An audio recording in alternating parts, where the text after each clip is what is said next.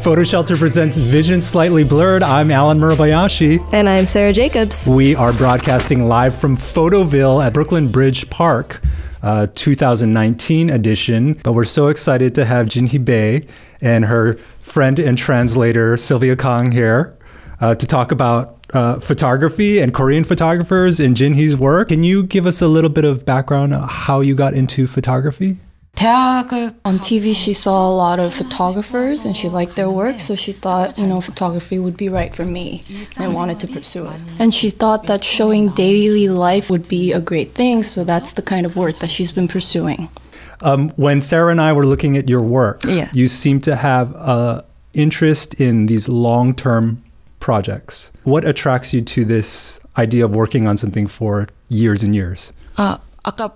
So she wants to show how people change over and focus on that over a long period of time, and through that kind of bring different generations together. How has your relationship with your subjects, how does it change or shift over the course of 10 years? 10 years of time? 사실상 관계 변화에 She believes that if your relationship changes over the duration of your long-term project, that your photography will also change. So she believes that keeping a certain amount of distance from her subject is a very important thing for her. How do you stay motivated to work on something for that long? 포토빌 같은 게 없긴 한데. She doesn't really feel that motivated. 그런데 굳이 이유를 찾자면 to find some motivation or a reason. 일단 인간 이렇게 지금 만났잖아요. She, motivates herself by the questions she asks about the subject. Like, what do they care about? What motivates them? And one by one, as she gets the answers, she kind of finds it satisfying to keep going along that quest. And oftentimes that'll develop into a project. Like this project, she met a group of people from London and she was fascinated by them. And that kind of connection birthed this work. You shot part one of Sharing Commonness. Yes. With large format. Yeah. Have you continued to use large format? Sure. Oh. Sure. Tell us about that, because I think, digital, it's so easy to use digital now, and the quality has become so great. And with the cost and the trouble of processing large format film, why do you keep using it? 가격을 생각하면 무조건 바꿔야 되는데. If she thinks about cost, then she should immediately change it. 그런데 일명 She kind of feels that digital can't emulate the feel or the emotion that comes out of film. Because she tells stories about daily life, she never felt that it had to be technically proficient or look that way.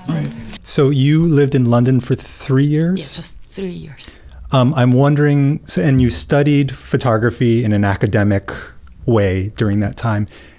Do you find a difference in the way that photography is thought of in the West versus East Asia? 나는 그렇게 차이를 잘 모르게. Up until now, Korean documentary photography has been a little bit hesitant to document all the changes going around through Korean history, Korean society, media, and things like that. But recently, we've seen a lot of changes. The candlelight protests to oust President Park and etc. And that's brought forth kind of a new movement to bring documentary photography into the forefront a little bit more. So Sarah and I on our podcast, we talk a lot about photography and culture. Yeah. And one of the areas that we've talked about is social media. And obviously in the United States with Instagram, people curate their feed. My Western impression of Korea and parts of China is that the face tuning apps are very popular. Do you think all of these societal pressures create a style of photography that is really representative of Korean life, or is it as fake as it is in the United States? 당연하죠. Of course. 다른 사진 작가는 잘 모르겠는데 저는 계속 일상을 찍잖아요. 근데 그게 확실히 달라요. So because it's sometimes a 10-year project, over time her subjects will start being like, can you cut my chin a little bit? Or like, if too much of my daily life is revealed, isn't that concerning or bad? How do you quell those fears? 어떻게 안심시키시는지. 안심 안 시켜요. She does not quell those fears. 너 그렇게 생겼어. You look like this is what she tells them. Do you think this is an impossible question, but do you think that the rise in popularity of something like K-pop, which is exported Korean culture, makes people more interested in Korean photography? 아마 K-pop 하는 친구들이 한국 사진에 대해서 굉장히 좋게 나가서 얘기하면 영향을 엄청 많이 받지 않을까. 그쵸. So if a really influential K-pop artist went out and spoke well of photography, of its importance, then that would have a huge impact. Yeah, that's her answer. 아마 다 사진을 할 수도 있어. Yeah, that might make everybody into a photographer. Okay, BTS. Blackpink, no pressure. 강다니엘, Daniel Kang.